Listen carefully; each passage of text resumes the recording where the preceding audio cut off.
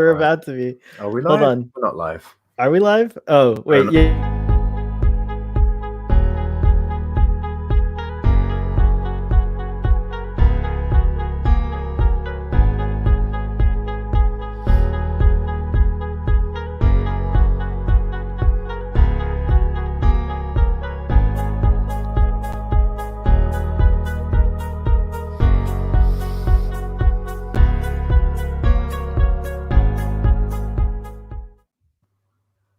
And we're back on another exciting episode of Starfleet Guy. Federation Guy. Hello. I'm going to keep this icon the whole time because he's my favorite character in all of Star Trek, Mr. Sahil. Is he Indian? I have no idea. He resembles interesting accent. Someone, yeah, he resembles someone from the subcontinent, Sean. But I wouldn't know. They haven't revealed it on the show yet. Subcontinent. Yeah, he's got an accent that I couldn't recognize. Oh, Robbie and Joseph are here. There's a lot of Indians that immigrate to New Zealand, and they have a distinct accent. But this wasn't the same. I couldn't recognize that one. I beat PJ to that. PJ is going to be coming on the stream at some point. Hi, Shishan girl. Twitter is down. Robbie pointed out Twitter's down. It's actually like the burn happened in real life today. Like Star Trek Discovery must have destroyed Twitter. I think there was so much discussion. It was trending. Star Trek Discovery was trending. I know. I'm calling it. Star Trek Discovery broke Twitter. The burn happened on Twitter. I don't think so. Real. Yes, all the dilithium crystals on the planet simultaneously the dilithium crystals combusted. We have a lot to talk about. Burnham's a creeping. Look at her. She's a peeping and a creeping. She's looking at you. I don't know how to make her move. It's fine. Otherwise, I do it. It's getting darker outside. Give me my Burnham. Leave me my Michael. Mickey B. Joseph says, in my corner of the world, Twitter does not work. Hello. This is the second time this week, I think, or last week it had an issue as well. Yeah, there was a global Twitter outage as well. What are you doing, Twitter? Twitter. Yeah, twat. Robbie says, sorry, I didn't retweet. It's okay, fine. Robbie. I'm actually trying to retweet it. Yeah, we have no one be on Twitter anyway. Sean, we have six people watching. Oh, there you go. They're all on the YouTube, people. So that's fine. Everyone wants to know what you think of Star Trek Discovery, including that's including myself. Alex Kurtzman is logged on. He's like, oh my god, he's all stressed out. Do you think that Alex Kurtzman, oh my god, I can't speak, audience. Do you think, by the way, Alex Kurtzman may have said hello, man of the Kurtz, hello to me on the mega chat last night? Wow. I can't tell because it was like warp speed and I couldn't tell if it said Sohail or Sahil or Sarah, but it looked like he might have gotten you can't access that anymore, right? No, I don't think so. I don't have access to the platform. And just to tell the audience, I am fresh off of the hype wagon, the hype train, the hype ship. I was invited. I won a costume contest along with like a lot of other people. And so I got a ticket to the Star Trek Discovery premiere event. And I just want to say I'm not going to talk about it because I can already see Sean's like FOMO. No, I'm actually thinking I am regretting because I didn't think of this. I don't have a Star Trek Discovery costume, but I'm thinking I should have just sent in a Mirror Trick on the Tube photo, and they probably would have picked it. It's true. You should, because Mirror Trick on the Tube he's pretty cool. He is very cool. He should Everyone be in contact with me. Well, I'll tell you what, Mirror Fathery is awesome as well. I do want to say, in case anyone from the production of that event is watching this, that it was an amazing event. It was very interactive. I saw a lot of people that I interact with on Twitter and in Star Trek life in general. And then there were these delightful live interviews. I missed Sonequa Martin Green's interview, so I do hope that they publish, because I didn't understand that. It's my fault. I work in technology, but I don't know everything about technology, and so I'm sitting there and I'm like, something's, this thing's not doing anything, like, and I didn't think. Click the link to talk to Michael Burnham to talk to Sonequa Martin Green. You had to press refresh. I pressed refresh and then everything worked. But then by then we had David Ajala, who was delightful. It was such a cool event. I need to say this. Go ahead. What was it? It was Star Trek Day Live, or whatever it was. Star Trek Day that we had with all the live panels. I watched them all, and though I'm not the biggest fan of Discovery, I thought the panel was whatever. But David Ajala is someone that I quite enjoy. I think he's a nice and intelligent person. So I was anticipating, and I wanted to see what he was going to deliver on screen, because I haven't yet seen him in Supergirl. I know he's in there. No. I just found this. This is so sad. Everyone won the contest with me. Oh no! Did you enter, Father? I wish they let you have a +1. I would have totally plus one you. Look two replies below that. Oh, let's see here. Oh, I didn't win. Robbie, you entered. It was a USA only contest, so I think they might have been screening for that. Oh no. What did you do your cosplay as, Robbie? We didn't see it on US only. It wouldn't have worked for me because I'm in the Isles. You should have still done it. I'm glad that Robbie still did it. I'm glad that Ponfar. Hello, Gas Mask. How are you? All right, we should get back. So that's enough about that. But but Sean, I did see the second episode. Yeah, I know. You've seen. I am really. Joseph said he's in the future, but I'm actually. All I know, and this is not spoilers, people. All I know is that episode 1 focuses on Michael Burnham and what happens to her after the anomaly, and episode 2 focuses on the discovery and the other characters of the show. That's all I know. I can neither confirm nor deny, as I am obligated. Well, you've signed an NDA, so you can't say anything. I don't remember signing anything, but it's a gentle person's agreement. Okay. Like Michelle Paradise herself came on and said, if I tell you Captain Janeway is in episode 2, you can neither confirm nor deny. I can neither confirm nor deny. That is correct. I think I am obligé not to spoil, so I apologize. But I can spoil this episode with you, so we should get down to it. And is David Ajala 60 on his own? Yes, he's a very sexy person. And you know what else is the accent? And let me just tell you, he's already in, as far as I'm concerned, because he is a member, and I think active member of the Royal Shakespearean Company, which Sir Patrick Stewart is also a member of. That's just 60. It's like, already sexy, yeah. It's like he's a member of the Royal Shakespeare Academy. He has an English accent. Yes, he's got everything going for him. He's husband material, and then he can also create like a healing aloe vera plant from the water. So, like, what more could you want? Like, like he can grow things just by thinking about it. He can grow things. So I mean, like, I don't know, but should we do the episode summary? Do you want to do it, or should I? I think you should do it. I think I want to hear your episode summary. I'll interrupt as always. Okay, I'll try and do a quick summary so we can really jump into all the things that we have to say. Michael Burnham crash lands basically on another ship as she comes through the wormhole from the past, or from her present into this future. She takes down the ship. They both crash onto a planet. Can I be a little picky? She doesn't crash land onto a ship. She bumps it. It's like she had a collision with it. She lands on the planet. She gets spat out of the wormhole. Hey, onto this a is ship. all. Let me tell you, this is all new Uncharted canon. We have to be very specific with our language, because everyone counts on you.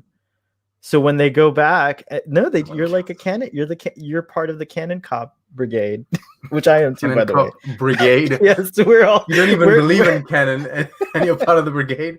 I know. I just do it because I'm your friend, but you have to be very specific. So she didn't crash land onto another ship. No, I'm sorry. She bumps into Book's ship.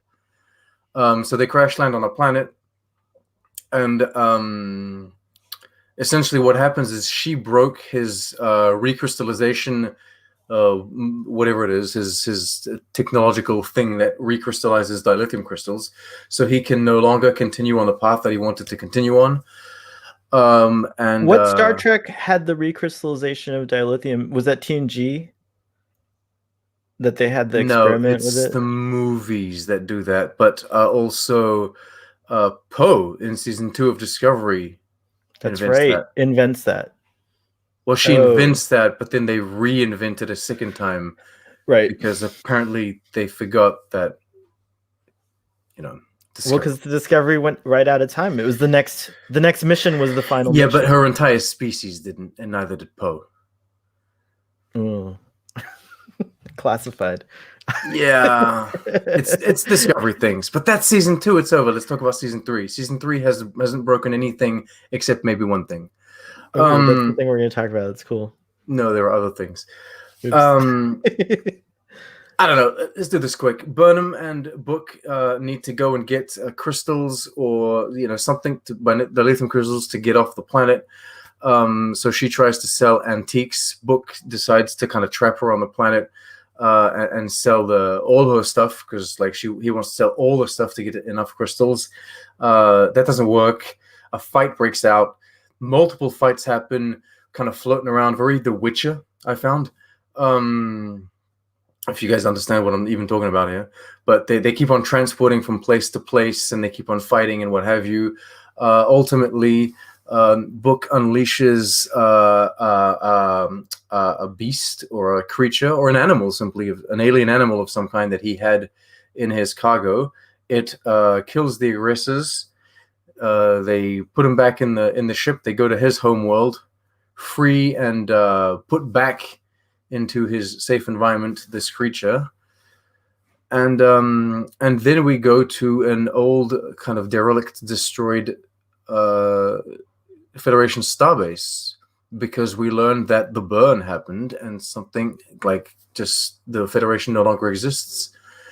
And so Burnham wants to know where the Discovery is. She talks to the single man, the single guy that is still there, taking care of things. And they can't find the ship. And then they come to the realization that maybe the ship might come tomorrow. Maybe it might come in 1,000 years. We'll have to see. Spoilers, it probably won't come in 1,000 years. And also there's a cat. I cannot confirm nor deny. It'll arrive in episode 2. That's what we know. I cannot confirm or deny. You're not very good at this theory crafting thing, I must say. I can't theory. I'm not allowed to theory craft for a whole episode. It's awful. Actually, this is like some people's dreams because I get the most complaints I get are about our theory crafting. They're like, stop speculating. Talk about what happened. I agree. I agree. You do? Bullshit on the speculation. Fuck that shit.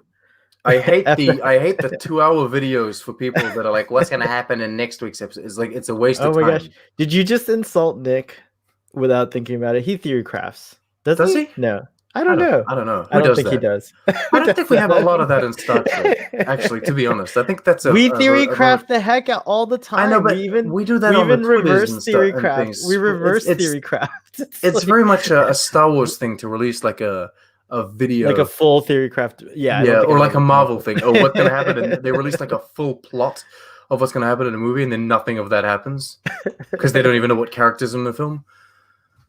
Yeah. Anyway, I'm tweeting out. I'm live with Trek on the Tube because Twitter's working right now, and Twitter's back. We are not theory crafting about Star Trek Discovery. How was my summary? Did it work? Was it sufficient? Yes, I have to admit that I don't think you could do a better summary. Well,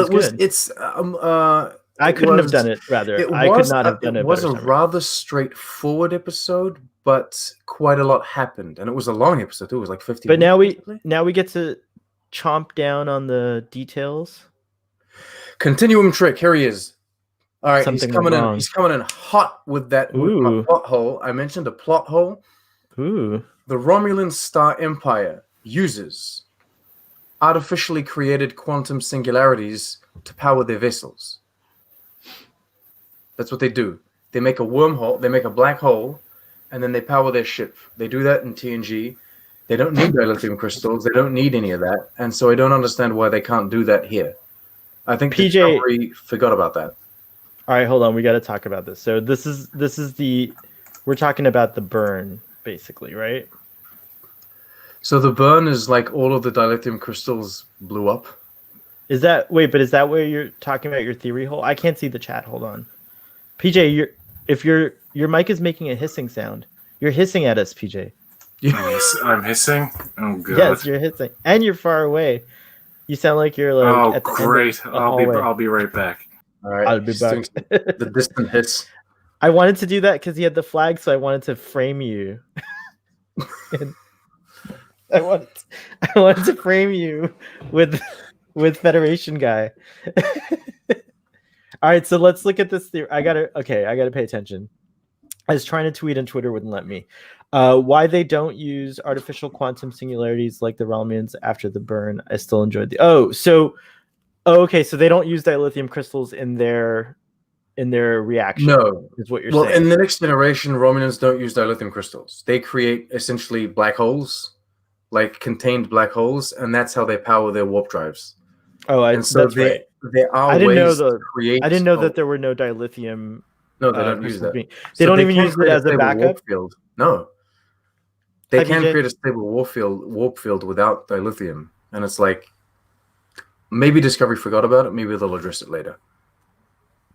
PJ, mic Hello. check. Can you hear me now? Mic check. 1 2 1 2. Mic now. check. Sounds check. Great. 1 2 1 4 3 4 5 6. All right. So many mic checks.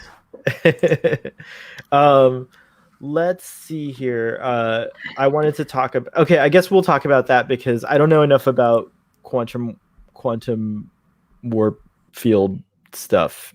I do remember that episode, but I can't really. Do you have any info on quantum warp field technology, PJ? I just want to know what you guys are talking about today. We're talking about Star Trek Discovery. Oh, cool. Oh, you know what? That reminds me. Thanks for Jesus. If you didn't already know, spoilers galore. Why is the episode called "That Hope Is You" Part 1? Because there's obviously going to be a part 2. But the next episodes have different names. I cannot confirm or deny. Well, okay, Deep Space Nine. No, I mean all the names are listed online of each episode. Oh yeah. So then yeah. I don't know where they came from, but yeah. Well, the names are incorrect on Wikipedia, for example, because it doesn't have part 1, but on like if you go on the CBS All Access thing, that the screenshot that you sent me, Starfleet Boy, there's part 1, so they'll have to like adjust the Wikipedia entries. We're assuming that the final episode of the season will be part 2. That's the assumption. We are assuming that. Mr. Sahil's routine. I love the opening. They didn't in the preview that they gave us. I thought that's how the episode was going to actually open, but it actually opened with. I call him Federation Guy just because I think it's a cool name for him, but Federation Guy or Mr. Sahil, which is strangely similar to my. That's really strangely similar to my name, by the way. I'm just saying, like, Mr. I'm pretty sure they were inspired by you. The character design is based on you. It's possible. It's very possible. They hear you say my name in your accent and they think it's Sahil. But anyways, Sahil his name is actually Aditya Sahil, which would suggest he is of Indian descent, because that's a very Indian. Valery's dropping knowledge about the warp field, and that might explain something.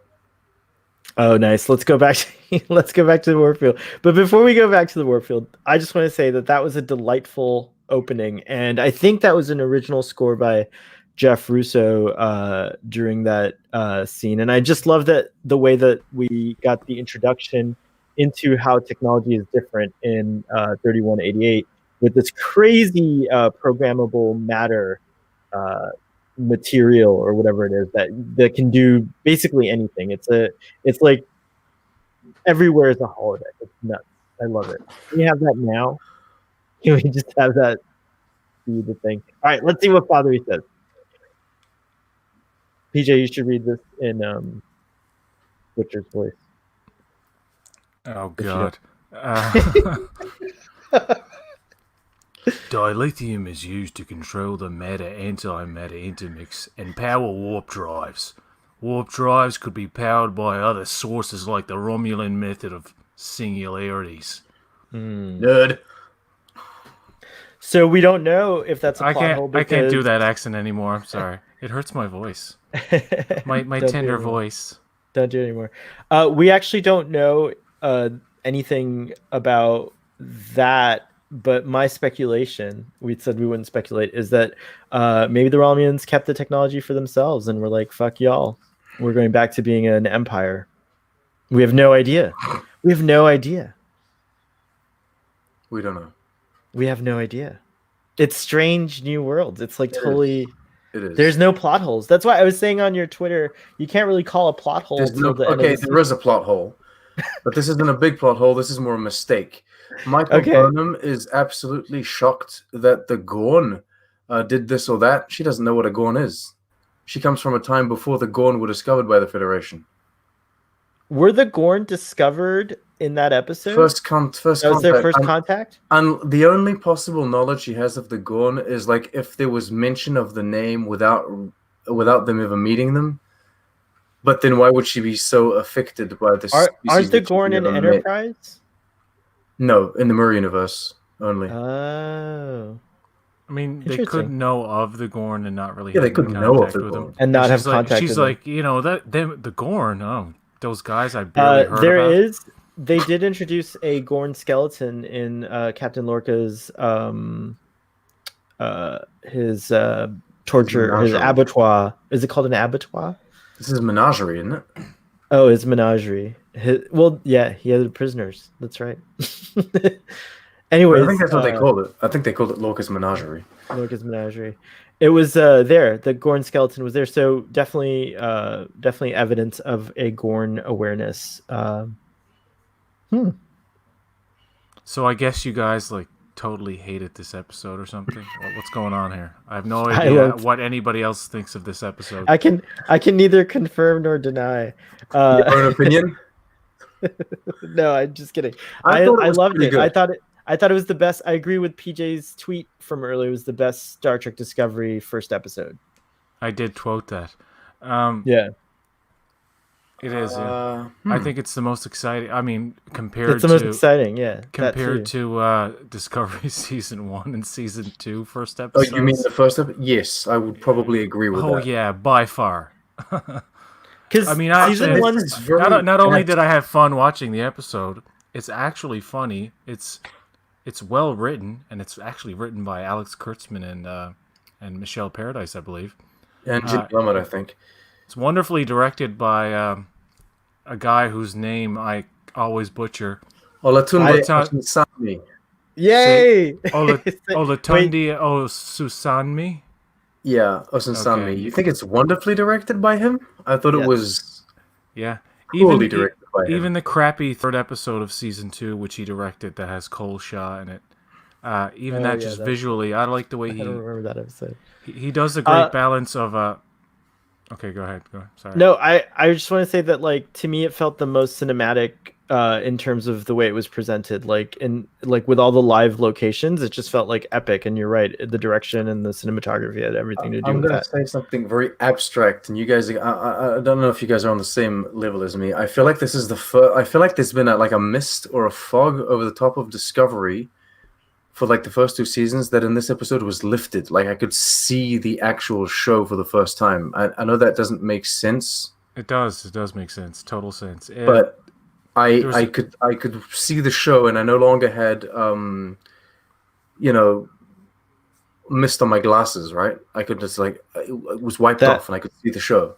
That's what it feels like to not care about canon, Sean. I'm just kidding. That's what it feels like. It's really the shots in this episode are absolutely more clear, better composite.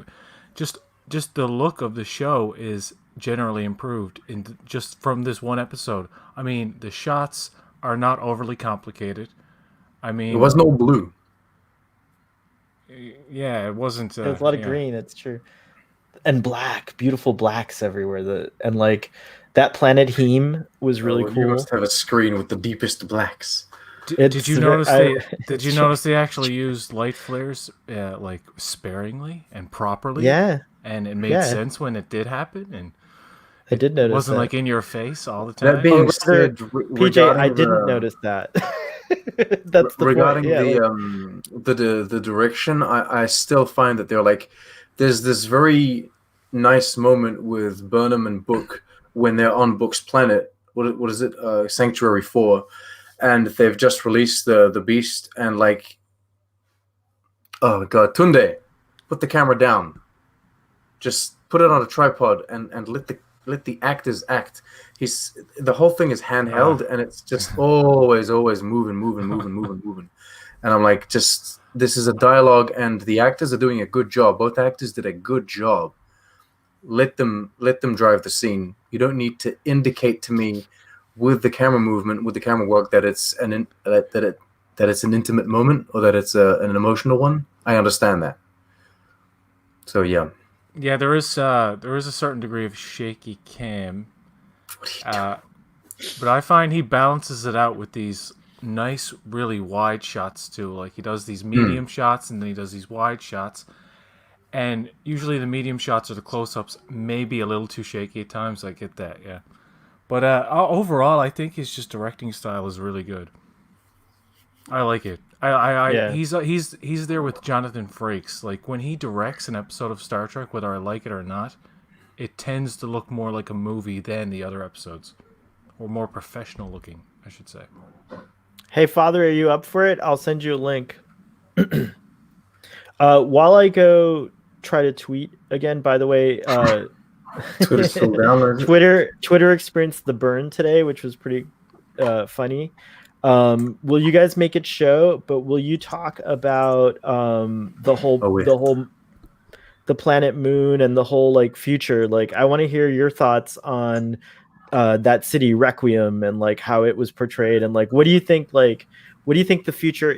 From this episode? What do you think like is going on in 3188? So that's my question. Audience, feel free to speculate along as I go do. It's funny because the Discovery aesthetic that they had established in the first two seasons just fits into the 3188 timeline so perfectly. So that when they can actually do these weird things like the programmable matter and make everything like floaty and shiny and holograms everywhere and like weapons can be materialized. Like when you need something, it just exactly. It just shows up. That stuff makes a lot more sense now. The first note that I have of all of the notes that I've written is Discovery is finally free to have fun with the technology and the visual effects. It's like this show has been wanting to do this all along, but it set itself up in a time frame where it couldn't. And now they're free to just... Because you can tell that the creatives behind Discovery, they're inspired to do all of these... like the opening scene you're talking about, like with the holographic things that pop up and the bed that goes away and all of these things, that they've been wanting to do this for just years.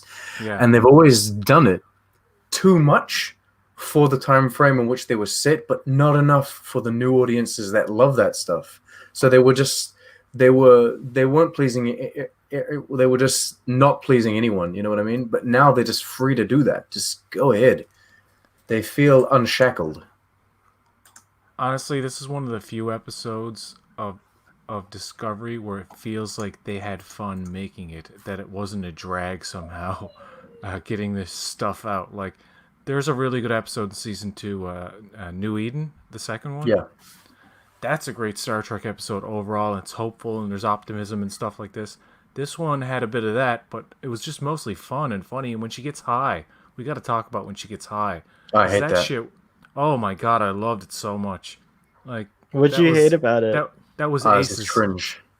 Oh really? Oh, I thought it so cringe. That's one of those directing things that I didn't like, by the way. I didn't like the way that was directed, and I thought that her performance, like, I love Sonequa Martin Green, and I think she does a really good job. In that moment, I thought that like it wasn't well handled at all. You don't like the line where she's like, "I have a friend with red hair. Don't give her this." Yeah, no, I really don't like that. Reference back to, generally speaking, I don't like references to Tilly. I don't want I don't want to hear about Tilly. I don't even want to see her. But that wasn't the moment that I enjoyed the most. Honestly, honestly never know what you're gonna think, Sean. I never know what you're gonna think. I have no idea what you're gonna think. What I liked about that is how the camera work, however they did this, I'm sure it's some sort of digital technique, but it locked perfectly on her face, and then everything just like turned around her, and it was like, it actually, I'm always the one who's like, oh yeah, I've been under the influence of something like that before. So I apologize. I'm the Klaus of this Umbrella Academy. But anyways, it felt real to me because I remember when I tried mushrooms, there was an experience that was it was a very similar experience. And that's all we'll say about that. It was in Amsterdam, where it's very safe and legal, and I was in Vondel Park, and I was guided through this experience. But anyways, I felt the camera work, the direction, the whatever, I don't know how you describe it, but the way they presented it was very accurate in allowing one to experience that kind of altered state of mind, and very effective for me in like describing what it's like to be under the influence of a psychotropic drug. And actually, those kinds of drugs are used in the real world as truth serum type things. The military does use that on people, and so I don't know if it's legal anymore, but they have been used on Earth in that fashion. So I don't know what, if that convinced you to like that scene better, Sean, but that's why I liked it.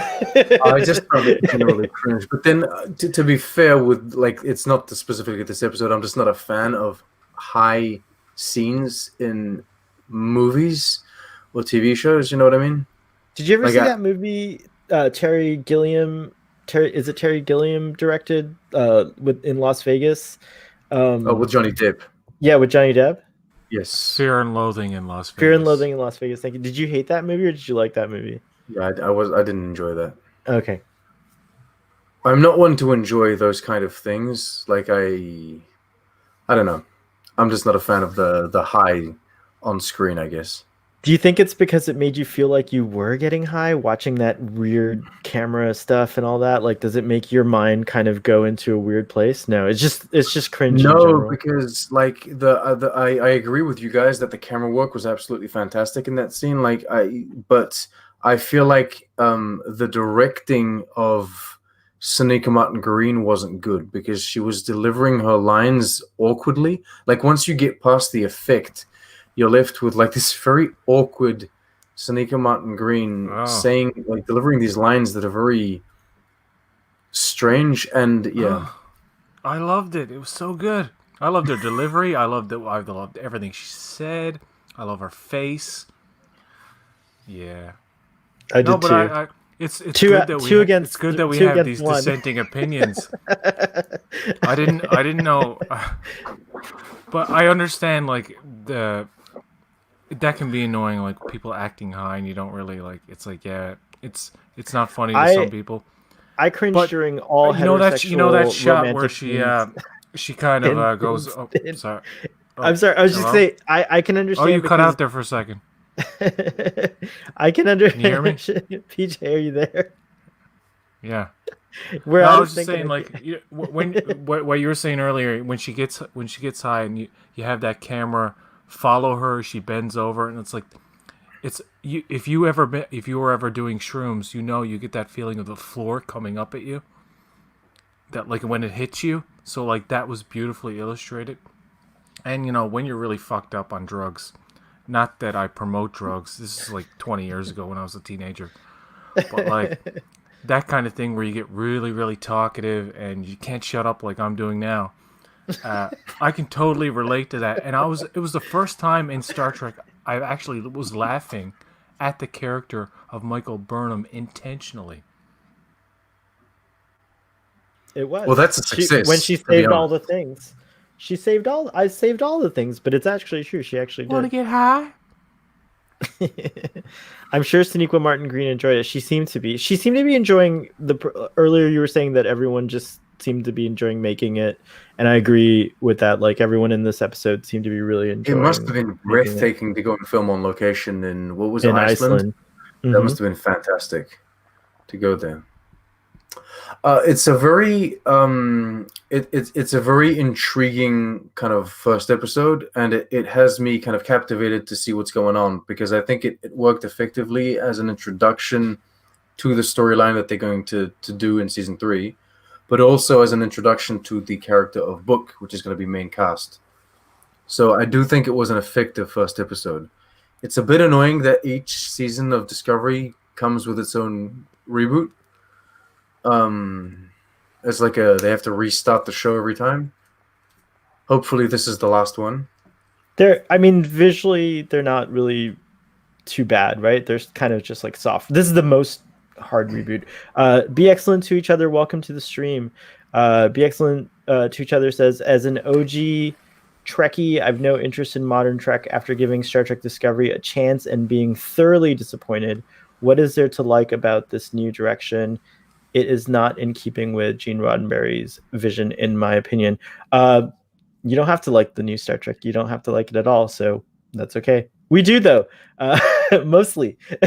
So I think this little panel here, what I would love to do is let me know if you're following me on Twitter so I can talk to you. I love talking about this kind of stuff, but it's too long of a conversation sidebar to go here.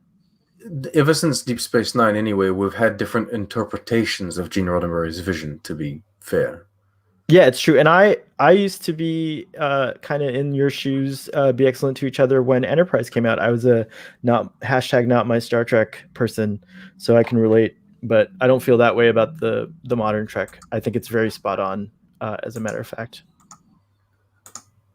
And I strongly disagree. But there you go. You have two opinions. Is PJ still with us? Why can't we just all love each other? Why can't we all just agree on the same thing and think the same things and like the same things and hate the same things? Why can't we all just be... yeah, that's horrible. That's exactly what we shouldn't be. We should be diverse, and we should all... I think we should save this for... be excellent to each other. Yeah, be excellent to each other. Wow, I stumbled on that. We do a live stream on Friday nights that's about basically anything. And so if you show up and bring this up, and PJ's there a lot of times too, we'll go deep into the rabbit hole of this topic with you. I'm happy to go there, but just not on this. Come on, this is like a Star Trek Discovery celebration, whether you like it or not or whatever. That's what I love Book's ship. I love Book's ship, and I think that they were able. They freed themselves of the shackles of the time of the original series, and they were able to become creative, and they were inspired, and they created this cool looking ship for Book, and the interiors are great. I love the set. And what was it called? Did we get the name? I didn't catch a name. It's so cool. I love it. I didn't catch a name. Did you guys? I don't know. I watched it twice and I don't think they named it. I'm curious to know what Lucille Ball. The name of the slug was Molly. I thought that was cool. I think of Book ship as a bachelor pad, and I want to have like a house like that. It's beautiful inside. It's the what's it called? It's the Millennium Falcon of Star Trek. It kind of resembles that. He's very much the Han Solo, isn't he? It's a very nice looking interior. I agree. Yeah, it's like beautiful on the inside. Did you guys like Grudge? How can you not like Grudge? If you don't like Grudge, you're a crazy lunatic of some sort. No. You really didn't like Grudge, Sean? No, she was fine. Oh, I'm sorry. I just called you a lunatic. She's a queen. Yeah. Is Grudge following you on Twitter? Me? Yeah. I don't think so. I tweeted at Grudge. I tweeted meow at one point, and I think that just shut down relations completely. Oh, because you never know how it's interpreted in text. No, well, that's the thing. It can mean Olivia tweeted me. She said, "How dare you?" So I was like, "Oh no, I must have said something offensive." He mentions that his ship is using the quantum slipstream drive, which is presented in Voyager, right? If I'm not mistaken. So so when he is at warp, he's traveling like great distances in a matter of, not too. So they're warping at when they are warping in this future, they're warping pretty quickly. So I feel like much more has been explored.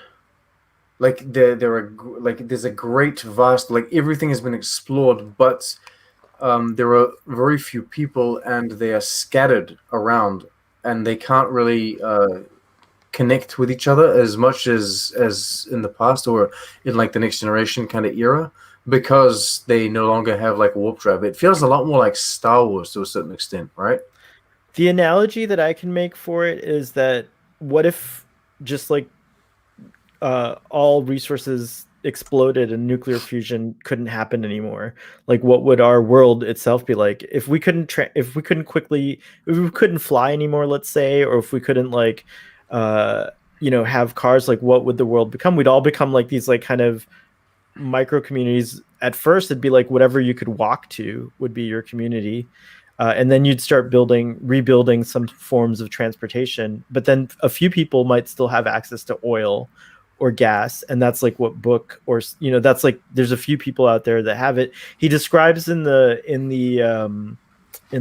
market, or the, what was he calling it, the mercantile, he says that basically the way it is that anyone he has a ship, so he's very independent, but he's reliant on getting dilithium to traverse these distances, and it's like the Orion Syndicate plus the Andorians only give enough to get you to go do the job and then come back, so you don't really ever get the chance to just get like buy dilithium. And then when Burnham gives him the tricorder, that's his chance to get that dilithium to do an extra trip, like drop off the Hypno slug at in its home, or at Sanctuary 4.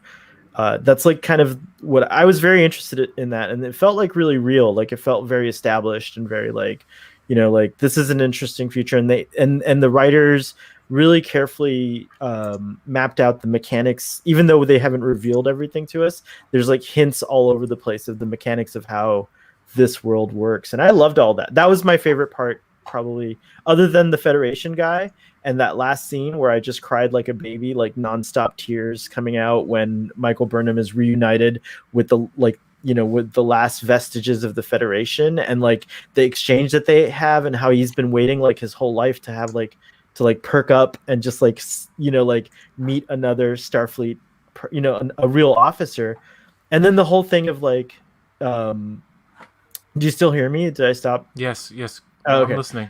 Oh, I was just saying, all of that was like what made this episode really great for me, was that like note of like feeling like, oh, like after 120 some odd years of like despair, here comes a ship from the past, like perhaps, I cannot confirm or deny that, but we see it in the trailers, but here comes someone from the past who has like a different understanding of things, and then also access to technology that actually in this time might be somehow advantageous, especially with the spore drive. So we'll see what happens. It's a very interesting mix. You know what they did right with Michael Burnham in this episode? They put her in a position where she pretty much, right now, she's all alone. She's desperate. She can only trust this one guy, who turns out to be a good guy. That's great. But they make her vulnerable now. And then, like, she's going on the adventure, but she's almost like she's lost hope a little bit, like not completely. But then that was a beautifully acted scene too, with the badge. And then when she gets to the end and she meets with that guy, what's his name? The character's name is Mr. Sahil. Mr. Sahil. Yeah.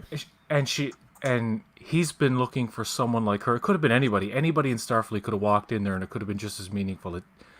Right. I know people are going to complain, oh, Michael Burnham again, saving the day. But it could have been anybody. Tilly could have walked in there, and it could have been the same impact. But now it gives him purpose in life after all these years. And now her stranded in a time, in a place that she's very unfamiliar with. Now it gives her hope to possibly rebuild the Federation. That's what she's going to do, because that's the kind of ambitious character that she is. But like, I really liked her in this episode, probably more than any episode before. I don't know. I like Sonequa Martin Green anyway, and the character of Michael Burnham. but she has been kind of annoying. But like, I don't know. In this episode, she's just a delight. People describe her as the phoenix rising from the ashes, and it's kind of represented on screen when she crash lands. It's like, the suit is the phoenix, and she, I also like that they got the suit out of the equation. I mean, I know that was set up in last season, but I love that, like, she sends it, to self-destruct. She sends it back into the time vortex to self-destruct. So we don't have that option at all. So that was a really neat touch as well. I agree. It was good to get that out of the road. It was like kind of like, this is the wrap up for season 2. Throw it away. We're moving on. Peter Parker's new face. Hello, Peter Parker's new face. I think you're new to the stream as well. I was surprisingly very happy with this episode. Star Trek is hopeful again. I would echo that sentiment. There was lots of hopefulness in the episode.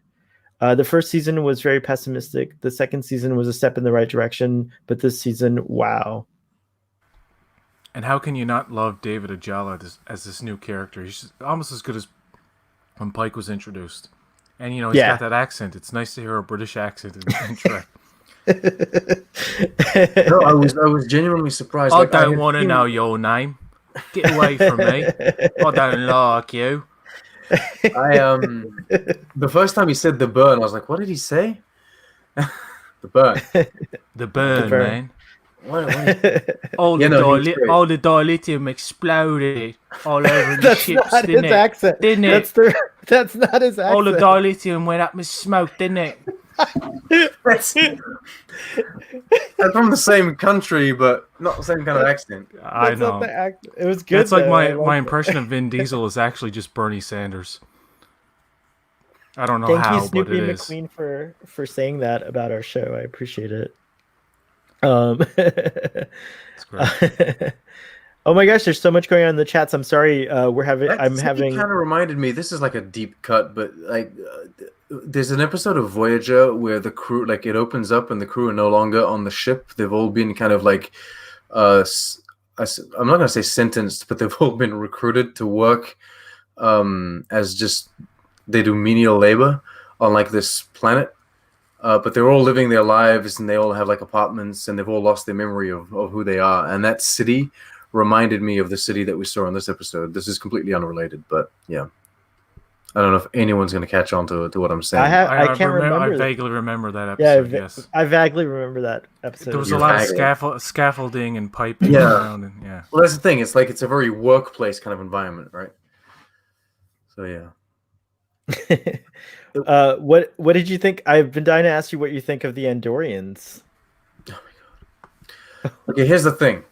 All right, I'm gonna say this. All right. There are two sides to this. The first side is I legitimately strongly believe, unless someone comes onto the Twitters from the production and says, no, this was our intention, I don't think so. I think that they were like, we're gonna make our Andorians look like this, and they don't give a shit what the other. These were the closest to Andorians, though. Like, especially to the Wicked Witch of the West. Yes, but what in universe it works fine.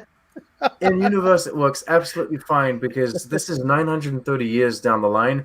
None of these are pure breed Andorians. They're all mixed. Right. I'm assuming that everyone is mixed with everything. You know what I mean? Yeah, it's true. And so it's fine. Like, I can accept these Andorians. Like, I can accept the exact same Andorian makeup in this season over the season 2 or 1 because it makes more sense. This is why you always do revolutionary shows in the future, guys. Just don't set it in the past of a classic series. Yeah, just keep going forward. The Andorians don't have the deep digitally altered voices now. Yes, that was nice. The dynamic duo, the Andorian Orion duo that were interrogating Burnham, they were great. They had such good chemistry. There needs to be a short tricks on them. I don't know for sure, especially but that Andorian is definitely Canadian. You could hear really? his accent. Yes. Oh, you could hear his accent. The Orion as well.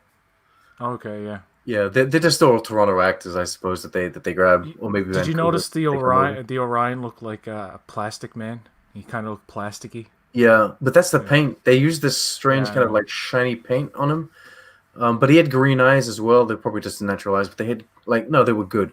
They made the Andorian blood blue. They took the time to do that. Fathery says that David Ajala's accent is from Hackney, which is the same place that Marina Sirtis is from, and I can hear that. Same accent that she has when she is out of character. I love her accent, actually, out of character. And Ergocheck says, I love Marina Sirtis. She's brilliant. She's brilliant. I wish I went to another cool event on the 13th, which was raising funds for Joe Biden and Kamala Harris, and Marina Sirtis was epic in that event. I don't want to go into it too deep, but if you were there as well, you know what I was talking about. Sean, you nailed it. I don't know what he's talking about. I don't either, but you nailed it. Yeah, so that's but okay, the reason why I say is I think they didn't think it through that far. They just said, oh, we'll do Andorians, because they had a lot of Lurians in this episode, as in Morn, and they were all bald.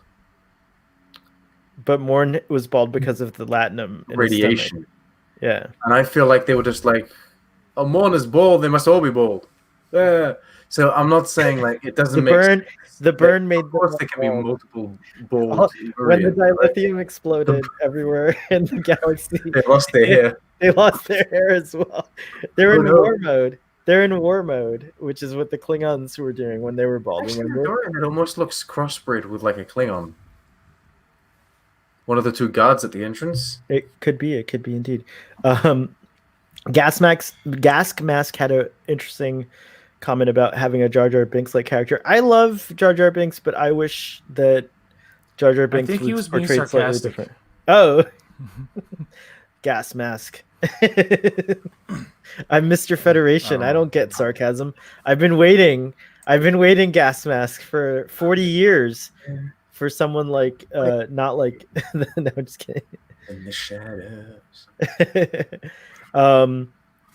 Picard Andorians and Lower Decks Andorians look more like TOS Andorians. TNG, Enterprise, and Disco all have different looking Andorians. Yeah. Which Andorians do you like the best, Sean? I think the Enterprise ones look the best. Like the Next Generation Andorians, I don't speak of. Why? Didn't they just only appear in the episode with Lal? That we've never seen. There's also one in the background in Captain's Holiday, whatever that episode's called. Oh. But we don't speak of them. They look atrocious. Wow. Those are the Klingons in Discovery. That was the Andorians in TNG for you. But I actually think the Enterprise ones are really good, and I would say that the Lower Decks ones are like I couldn't identify them as either the original series or Lower Decks. I think they're just like.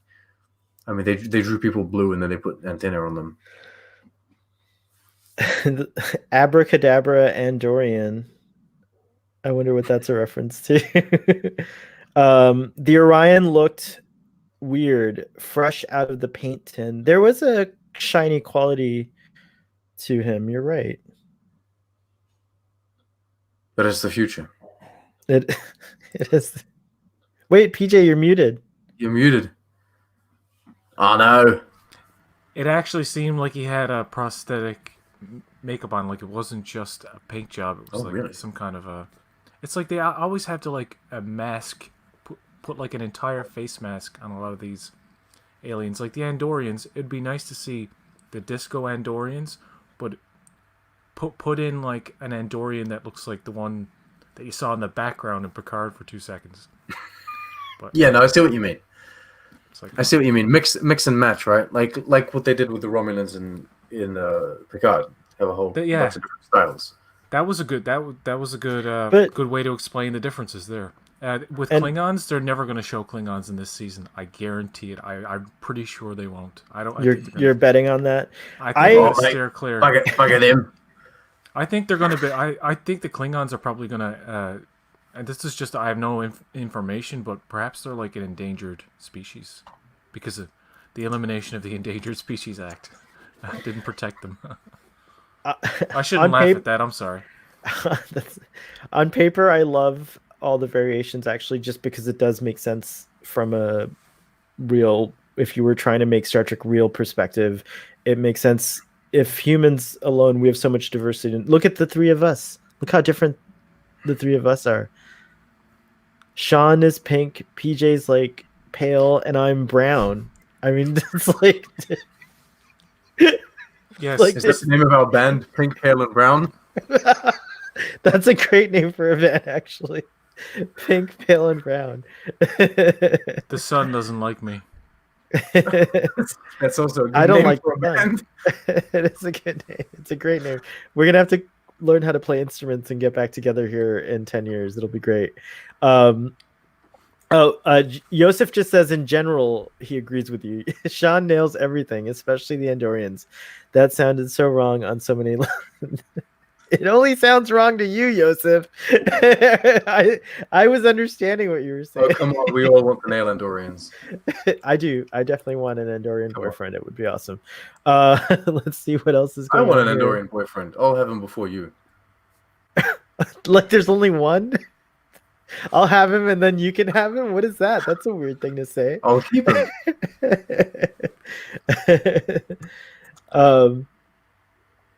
Oh, here we go. I'm learning we have to refer exactly in our chat what we like about Starfleet Boys YouTuber analysis. Oh, okay. Yes, be specific. Shran is the best. Yes. Jeffrey Combs is a great actor. I feel like it's come time for Jeffrey Combs to be on Discovery. Come back to Star Trek. You know what I mean? He has to be some sort of character in Discovery or Picard or. He could easily play a descendant of Shran. And a thousand years down the line, he could change the makeup a little bit. Make him a cross between Discovery Andorian and classic, like different cultures, mixed. Like all Andorians are not going to look the same. Different planets, different places that they grow up. Just like human beings, we all look different. It's like he could be a different type of Andorian. I want Jonathan Frakes to be in Discovery as well. As an Andorian? As anything. As anything. I just want him to be. It frustrates me that it's the only show that he hasn't been in.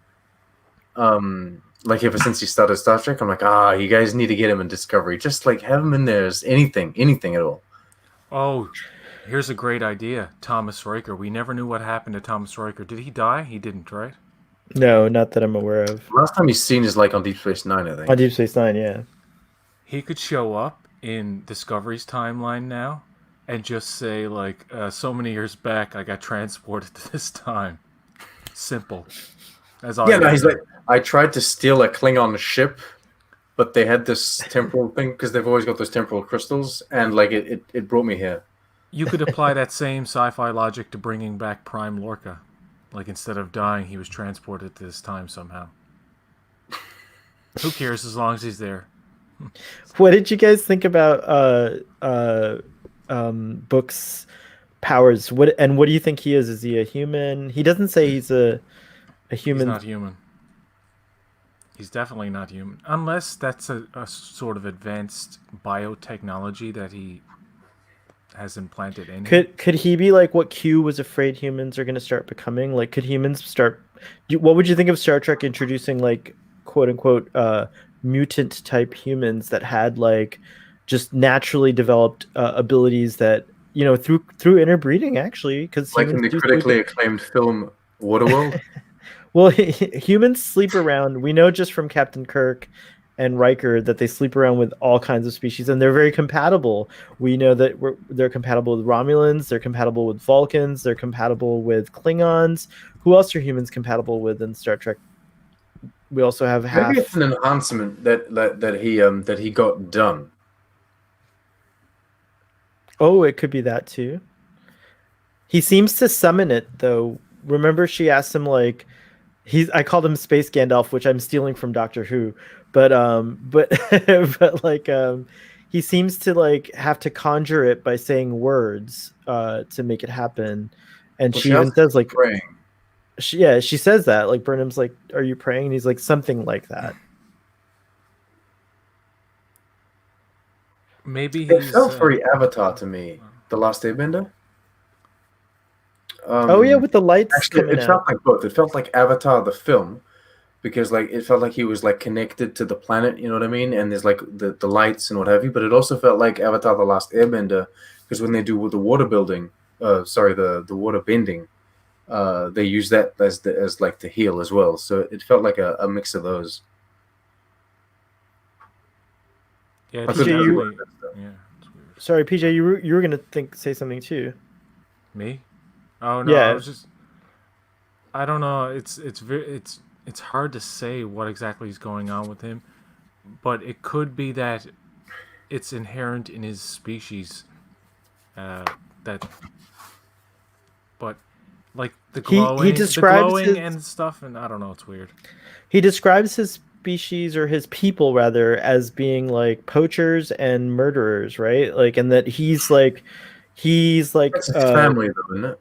No, he says my people. Well, he says my people, so I don't know, but he says but he suggests it's more than that, because he says like he's the genetic anomaly, which I love that scene, because he was describing queerness.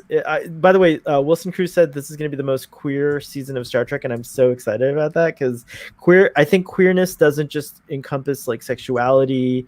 I think, in its pure form, queerness is strangeness, right? Strangeness, and so he's an anomaly among his people. They're poachers and murderers. They would take the hypno. The hypno slug, I forget what they call it, a hypno worm or something like that, and they would probably slice it up and eat it or whatever, poach it for some kind of maybe it has like a gland that produces that hypnosis or something.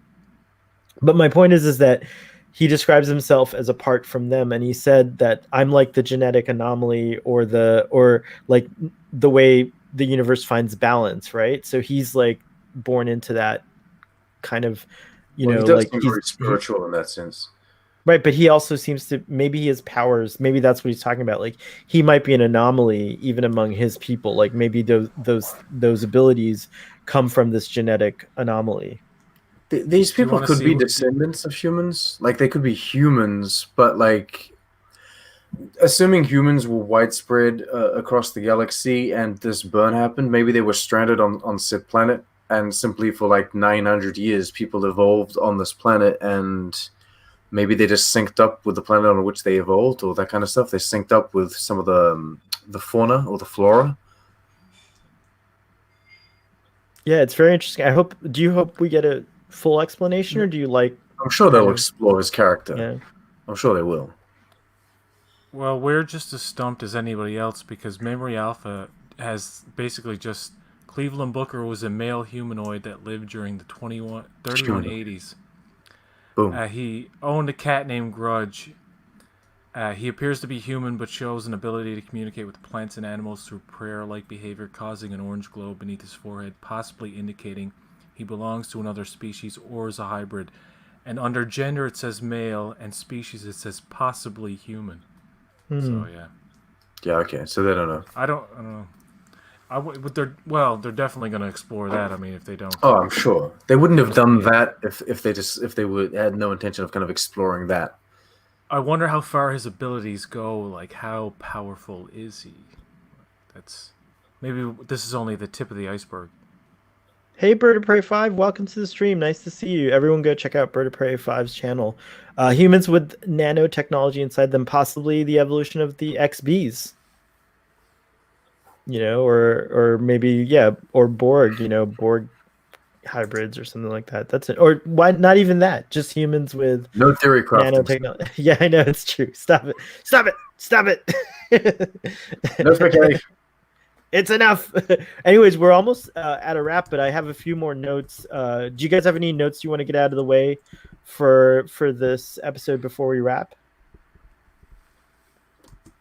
How much time do we have you for Toddy and PJ? Well, I gotta go soon. So like 10 minutes. Whenever. All right, cool. Maybe. Oh, should we keep going without? No, just kidding. Leave. You guys can carry on. No, I'm just kidding. I'm totally just kidding. I have to go eat dinner. My stomach's been grumbling. My only note that I want to address is, how do you guys feel about Michael Burnham murdering people in cold blood?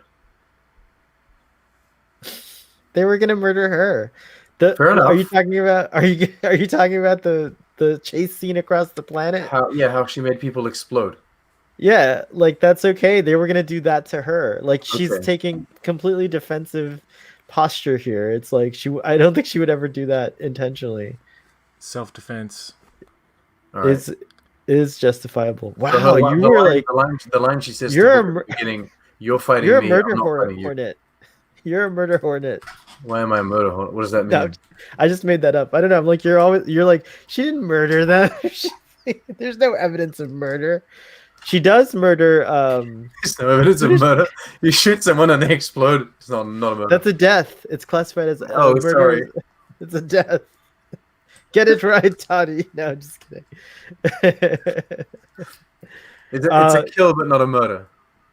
I have so many notes. I'm going to go through them really quickly. But I guess I went through most of my notes about like just the world that we're being presented. I guess let's see here. They weren't people. They were Andorians and Orions. Says Bird of Prey. Who was this? They were Andorians and Orions. Good grief. Oh, maybe Booker is a synth. Oh. And he's talking about my people, killers, and all this stuff. Like the synths at one point, like revolted. But didn't they get a better I would wish the synths got no, but they didn't.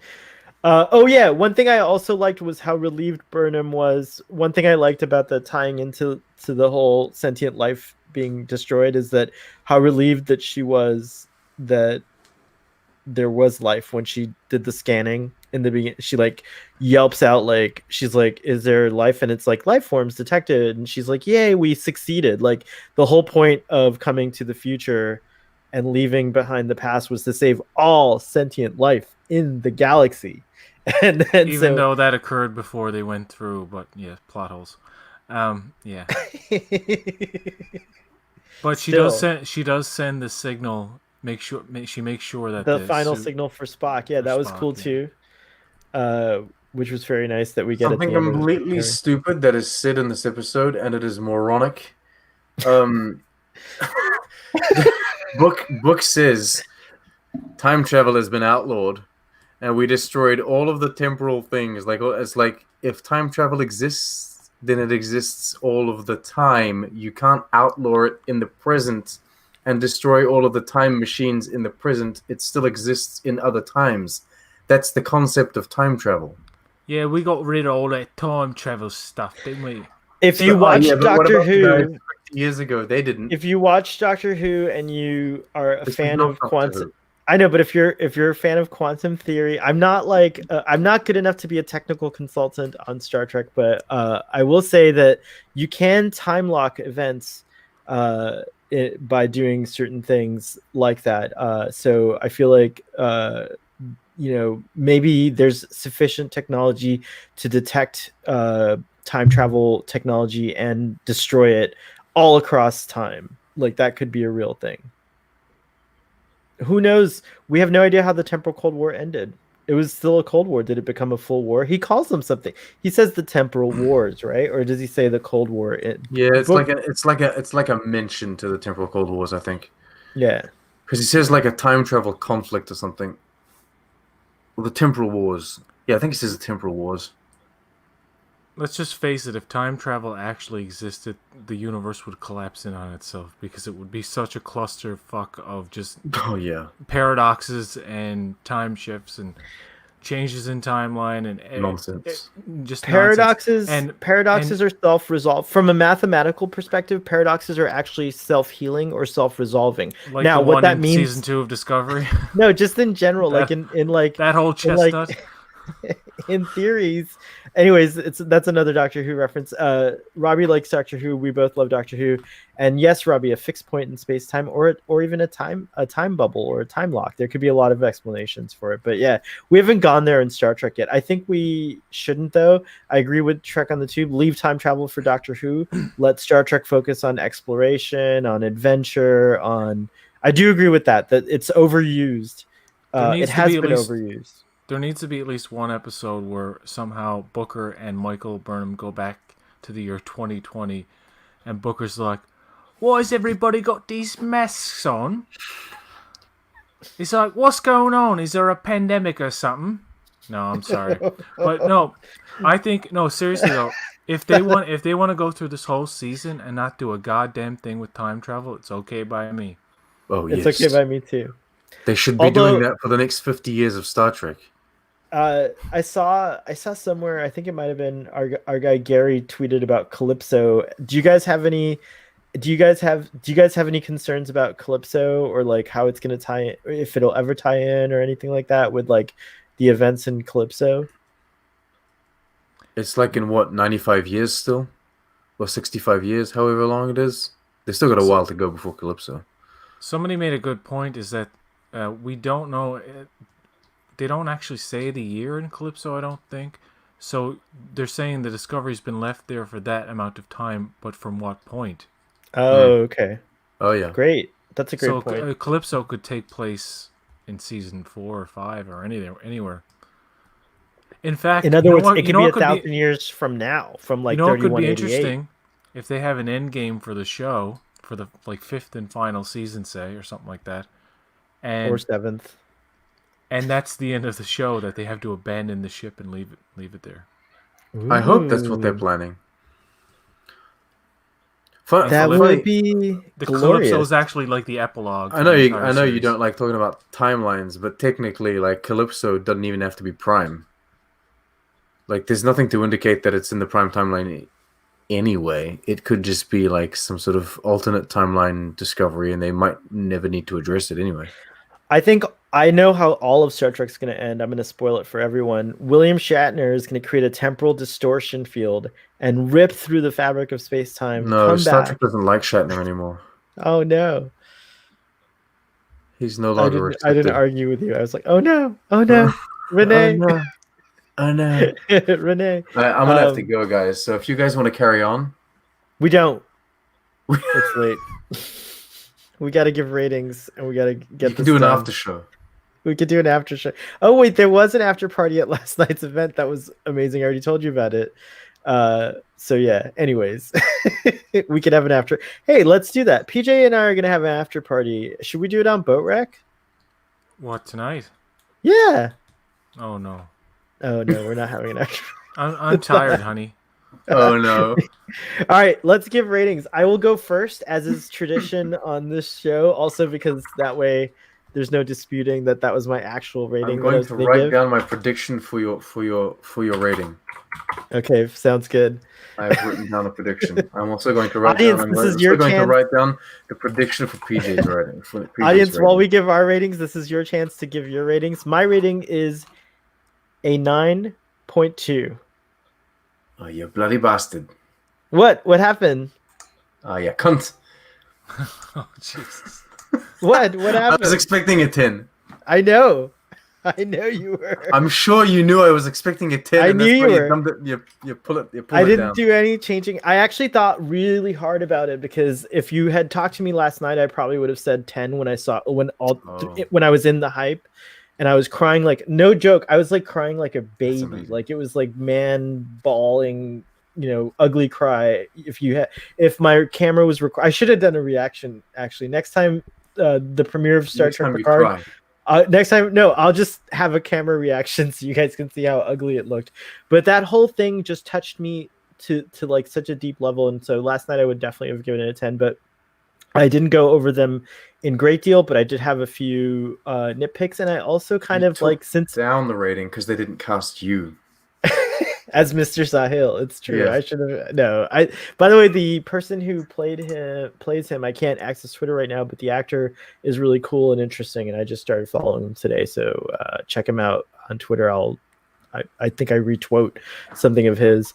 And then well, I got so anyways, a 9.2 from me, because I have the benefit of knowing next week what happens next week as well. So that's all I gotta say.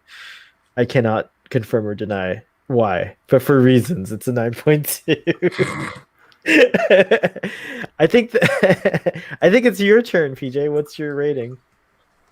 Well, first I have to explain. I would have given it a higher rating, except for the one of the opening scenes where Book is flying away from that guy. he does that line where, you know, people are driving or they're in a situation and they're like, they say this thing where they go, I'm kind of busy right now. So I didn't like that.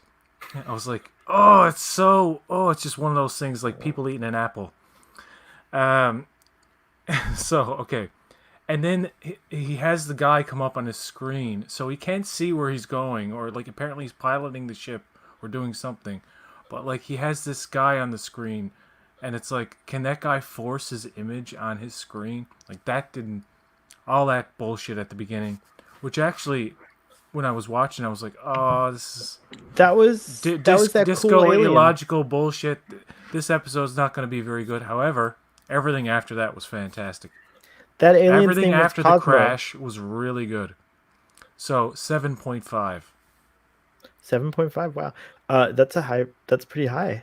That's a lot higher than I thought you were going to give it. It's higher I thought than you were I gonna am right now. PJ, that guy's name was Cosmo. I was close. I thought you were going to give it. I think he was the same alien from that episode where Captain Picard in TNG goes undercover on that ship. He's the same species, I believe. Yeah. Yeah, I think so. Looking dude. Yes, he's a Euridian. A Euridian, thank you. I was trying to remember. Or a goblin from Lord of the Rings. It's like, I'm kind of busy right now. One of both. It's like, no. My precious. I thought you were going 8. I give it a 7, which is the strongest of season premieres for Star Trek Discovery. Or it's the best Star Trek Discovery pilot, because now we've had 3. Oh, you know what? This is where my method of rating comes back and bites me in the ass, because I'm sure I gave 10s to all the other season premieres. I have to just give it a 10 by 4 pilots, actually. Not 3, 4. Yeah, technically it's 4, because in season 1 there's 2 pilots, that's right. Yeah. That's right. We're through season. Yeah. But yeah, like this one doesn't have a 10 for you because it doesn't have Pike in it. It doesn't have Anson Mount. I missed him. I missed Daddy Pike. Pike. But he's got his own show. There's an entire show coming. Let's go to the audience ratings real quick and see what they said. We've got Yosef says 5 out of 10 because I'm generous. Hey, balance is kept. That means Yosef will keep watching, perhaps. A 9.5 black alerts from Stress Free K. Awesome. Black alerts, which are actually blue. We got a wow. I wonder what that wow was for. Twitter is messed up right now. It's true. Stress Free K is high because Book and Burnham together. OMG, next week is going to be even better. Yeah. All right. The fact that you gave it a 9.2 because of next week means that next week is your 9.8 or your 9.999.